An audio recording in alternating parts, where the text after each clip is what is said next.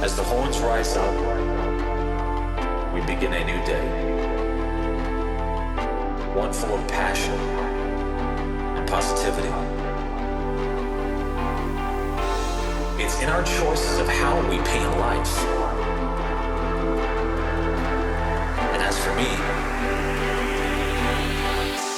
I need color.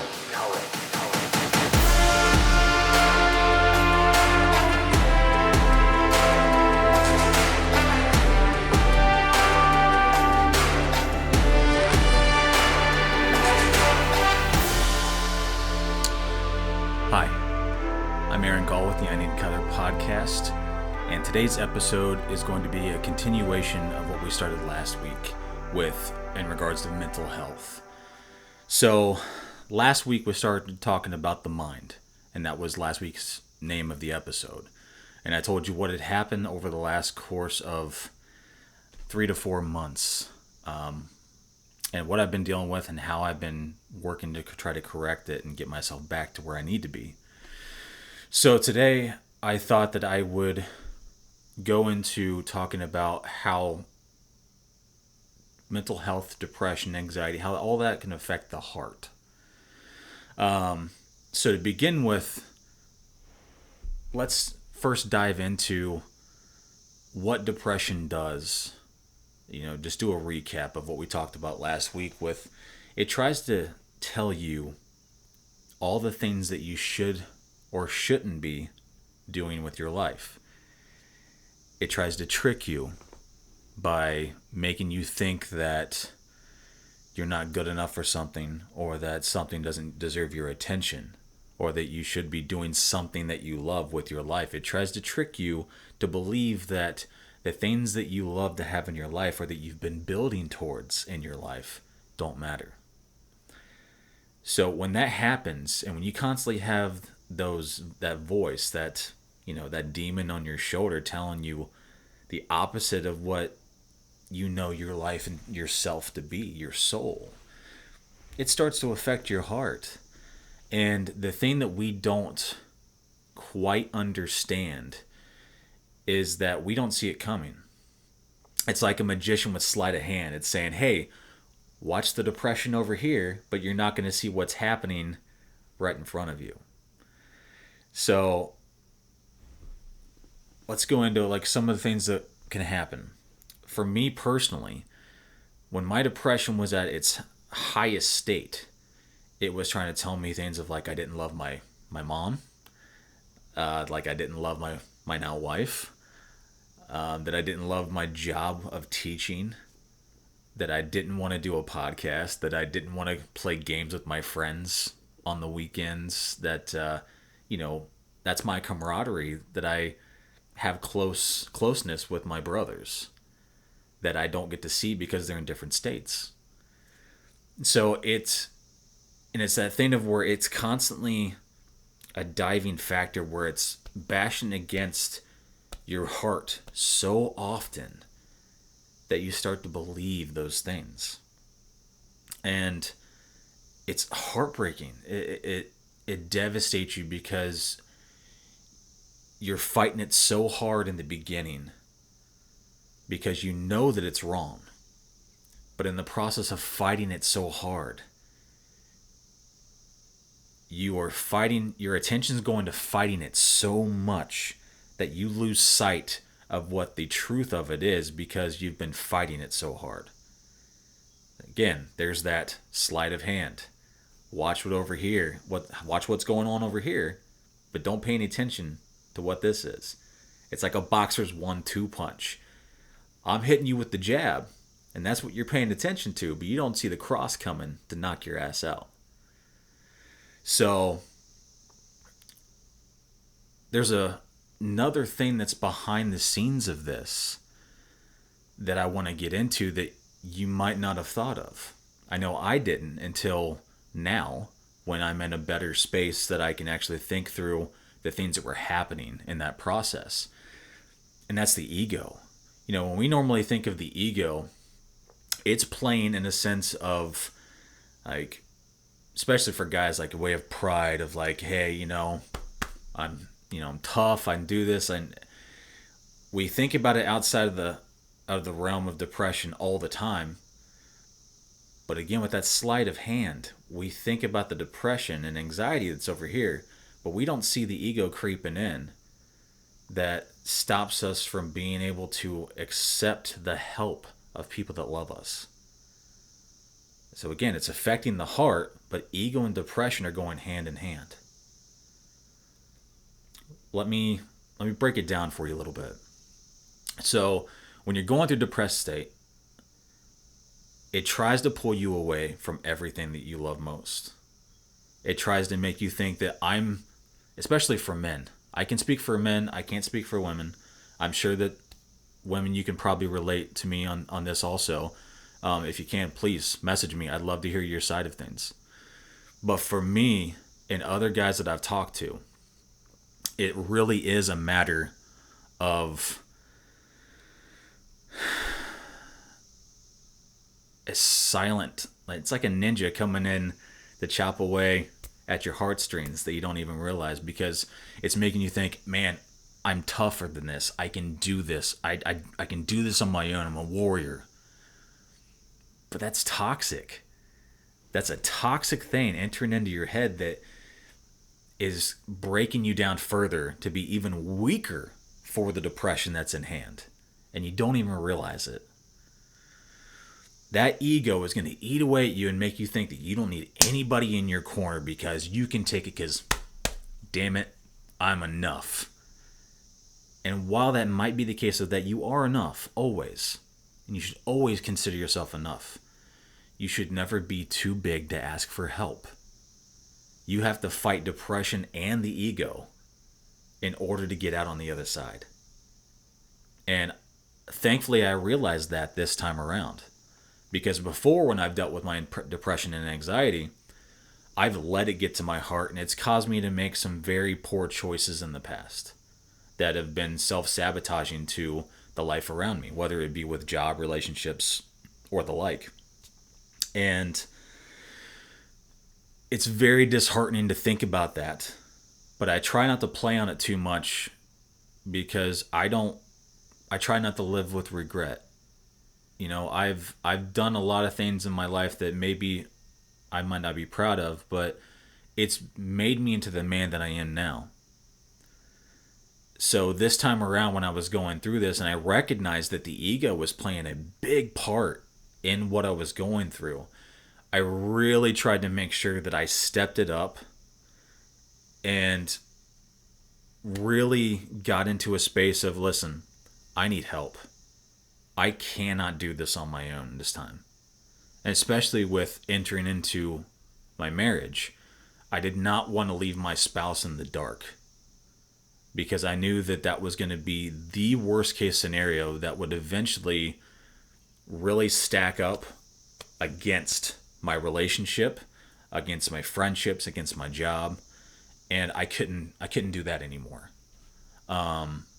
So the fact that it started off with attacking my mind, and then it merged into attacking my heart. Because remember, like I said last week, it started off with the mind attacking, like making me think that I wasn't good enough. I was on the couch doing absolutely nothing, and I just did not have the motivation to do anything. My mind could not comprehend motivation, inspiration, anything.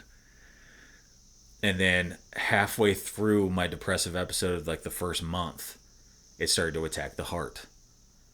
And really like bashing into, oh, I don't want to game with my brothers tonight.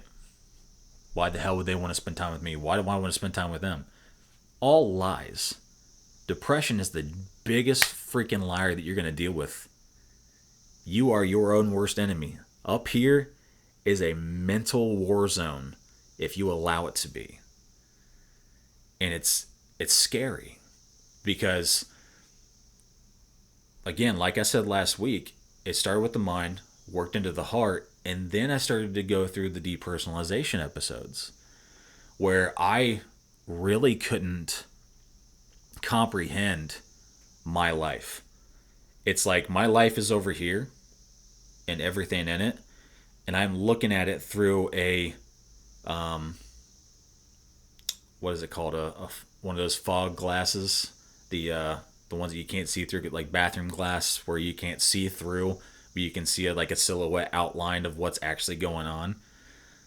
It's like that, where I can see my life, but it's fuzzy. Like I can't quite comprehend what's going on in my life and can't quite grasp onto those memories, those feelings, everything. So it affected my heart. And at that point in time, I knew that I needed to reach out for help because I started to understand that my ego was playing a big part.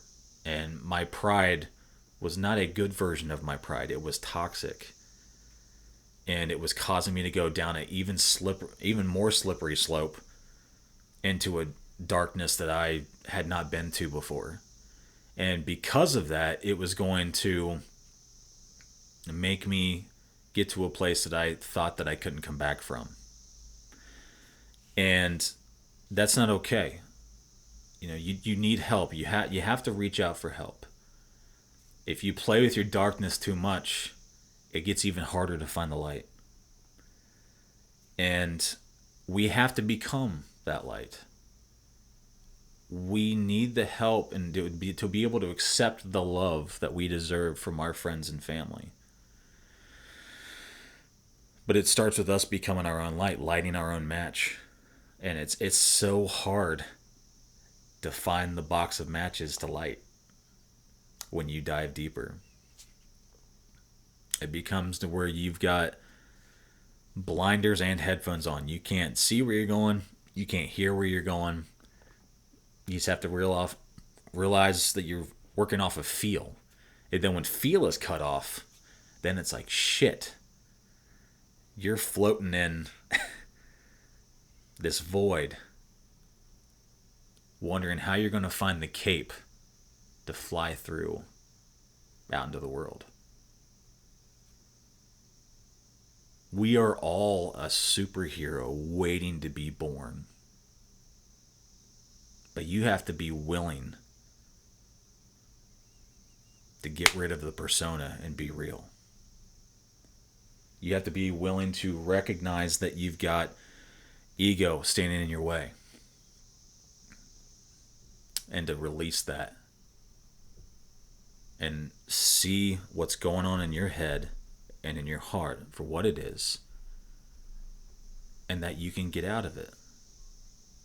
Simply by accepting help. Breaking away from that ego. The ego is our enemy. But like I've said in the past on previous social media, and I think even on the podcast, the ego is not your friend. But neither is cowering. You have to find that healthy middle of you have to stand up for yourself, but also be willing to be vulnerable when it's acceptable for the moment. You have to be willing to open up, accept that help, accept that love, and grow to be a better person. You have to say fuck you to the ego. Because it serves you no purpose, especially when you're going through depression. Depression fucking sucks, just as it is. And then you get to the point where the ego comes into play, and again, you're getting hit with that 1-2. And unless you've been boxing for a while and you know how to move the hell out of the way or parry and hit back, it's going to slug you. So you have to find your way to move around and get out of dodge and be able to hit back so that you can grow into a better person, someone that can better fight the demons in your head. It's a scary place. I'm not saying it's going to be easy. It's not as simple as saying, oh, well, fuck you, ego. Oh, I must be much better. Thank you. I wish it was that easy, but it's not. It can get there with the right training, accepting help, and love from others. But you got to take that step. Depression always starts with destroying your mind. Then it moves on to trying to destroy your heart. And then it tries to move on to destroying your soul. And we'll get more into the soul portion later. But the way that I really got to a point to where I knew that I could accept love was by first accepting help, by starting my therapy sessions. Because I had never done therapy before, like I said last week. It was such a stigma to me because of how, like, where I came from and the time that I grew up in, that it wasn't as widely recognized and accepted to talk about mental health. Thankfully it is now, or else I would be battling in the same way I have the last couple of years, and it would be toxic as shit to everything. But starting the therapy sessions was super beneficial. It not only got me to a point where I could actually talk about everything, but I was able to open up more to my spouse about the things that were going on in my head and in my heart. Talk about things that I hadn't thought about in years, because as soon as I realized that I went through trauma, I would disassociate, put it on the back burner, and say, hey, forget about it. And I wouldn't revisit it. So it's just sitting there ready to destroy me silently. But going through those therapy sessions, and I'm still going through therapy sessions, I'm not going to quit until I feel confident in myself that I've got the tools that I need to combat this with just me and my spouse in the future. And thankfully I've got such an understanding woman in my corner, or else it would be that much harder for me to battle this. I mean, I would have help with therapy, but again, accepting that love, letting your heart open up to the possibility of love and acceptance, and having the extra help to battle. And it really is powerful when you have those things in your corner to help battle the ego, to help battle depression. And it's now at a point where the therapy is more, we talk about the issues that have happened throughout my life, but it's not those things where we have to dwell on them and, like, I don't have to fight to think about them. It's more of, I feel comfortable after doing this for a couple months now, where I get on and I can open up and do all of the talking and be vulnerable, and I know that I'm going to walk away with some piece of advice or understanding of myself a little bit better, to be able to be a better person, to be a better man, to be a better spouse, to be a better friend. And to, when I have depression and ego starting to rise up against me, I can understand it for what it is. And I can understand that it's speaking to me and not through me. That it's not my heart speaking out when these depressive episodes is happening. So I can tell it to fuck off, and then go through the process of, whether it's slapping the band on my wrist, or whatever I need to snap me back to reality and realize that I'm loved, that I'm appreciated, and that I have so much to give. So again, you have to be willing to see it for what it is, understand when it's wrecking the mind, realize when you need to put it on its end when it starts to attack the heart, and get help. Don't be afraid to get help. It doesn't make you a weaker person, a weaker man, specifically to the men that are listening and watching.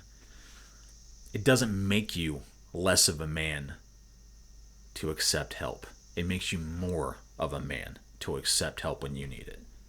Fuck the ego. Fuck pride. Be real. Be a human. The moment you accept real and accept help and love into your life, you are so much more liberated when that happens. I can't tell you how liberating it is to be able to understand and appreciate the love that you can have in your life. It's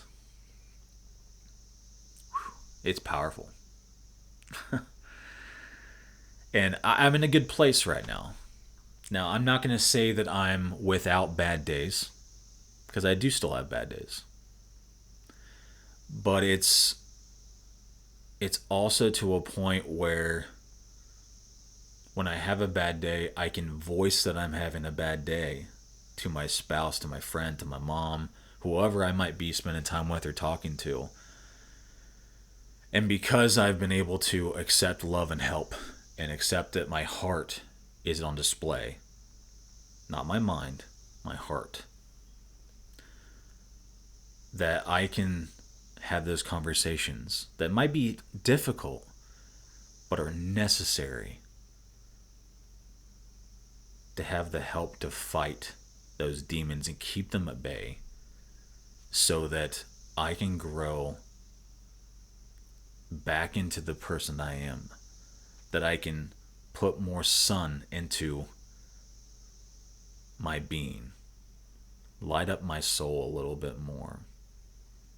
I actually recently just covered up an old tattoo that was from the past, arrow that for those of you watching that know me personally, I had an arrow on my arm that was attached to a previous part of my life that I would rather just move on from, because I'm a different person now. And I wanted something that was going to really become more of a showcase of who I really am and who I am now. And so I covered it up with a tree. And I did that for a couple different reasons, but one of the main ones is a new mantra that I have adopted these last couple years of good roots, good soil, good tree. And if you've seen on Instagram or Facebook, you see that the tree that I've got on my forearm as the cover up, it's got roots that are expanding down my wrist. And so I really wanted to emphasize that my roots are what I've grown up with, who I am deep down as a person. My soil is the people that I carry around with me, that are in my circle. They are the things that enrich my life, that add nutrients to my soul and help me to become the best tree that I can be. It makes it to where I can become a better teacher, a better friend, a better son, a better husband, maybe even a better father eventually if I have children. But it's something I really wanted to be passionate about. Along with, it also represents a forest tree because I'm a Star Wars nerd. But again, it was a part of therapy that I needed to go through. Ink therapy. Everybody talks about ink therapy and like getting a new tattoo and everything, but this was covering up an old wound that no longer served purpose to me. Now, I say covering up an old wound, but I don't want it to seem like I'm covering it up and I forget about it, because I know it's still there. But it's more of, it's up to you on what you decide to showcase to those that are around you and those that you get to integrate with. And I'm at a point now where I no longer want to be inauthentic. I don't want to have someone interact with me and there be something about me that is not real, that is not trustworthy, that is not loving, and that is not something that somebody is going to talk to me about, and I have to bring up some past trauma that no longer serves me a purpose that I don't need to think about anymore. So while it is a cover-up tattoo, I look at it as I get to look down at my forearm, and instead of seeing something that reminds me of past trauma, I get to see something that reminds me of new growth. that I've been able to beat my ego into submission. And instead of being toxic prideful, I can be loving prideful. I can use my heart to be a better man for everybody that's in my life. That I can grow into the best version of myself that I have ever been in my entire life. I've been in the fight of my life with my mind. Like I said, this can be a scary place. Even scarier when it attacks the heart. Because once it attacks the mind and then the heart, as I said before, it starts to move on to the soul. And that gets dangerous. Because once it wrecks your mind, your heart, and then your soul, who are you? It's that much harder to come back.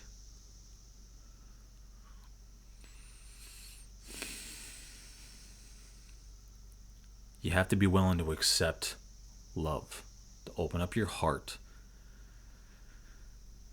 to get the armor that you need to battle against the deepest demons of your soul and in your mind.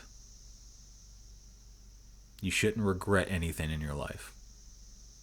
Because if you're going through it, through a struggle, as long as you've learned from it and you come out the other side as a better person, there's nothing to regret.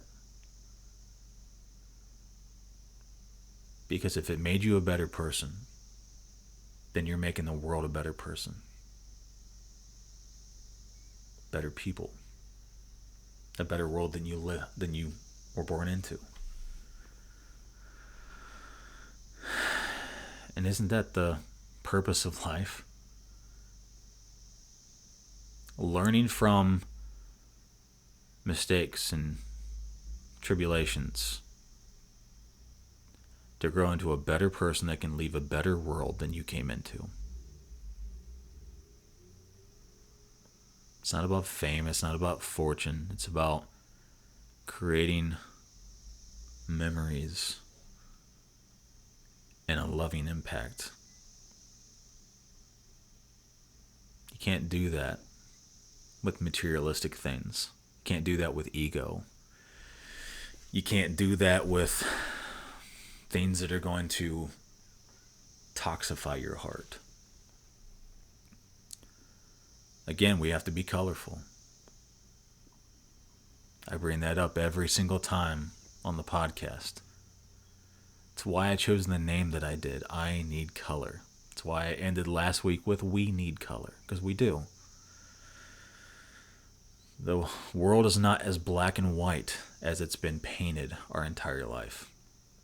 There are all spectrums of color throughout the world. Different spectrums of gray. And you have to be willing to open up your eyes to see it. You have to be willing to do the intro work. Really deep dive into yourself. And work on being a better version of yourself every day. In some small way. If not, you are severely underliving your life. And you deserve more. You deserve better. The world deserves you at your best. Do not let depression and anxiety destroy your heart. You are more than the demons inside your head. Accept help, accept love, enjoy life. Find new ways to be passionate. Find new ways to be fun. If it's not everyone's cup of tea that you're around, who cares? It is not anybody else's business about what makes you happy. If they enjoy it and they are excited for you, awesome. But it comes down to you.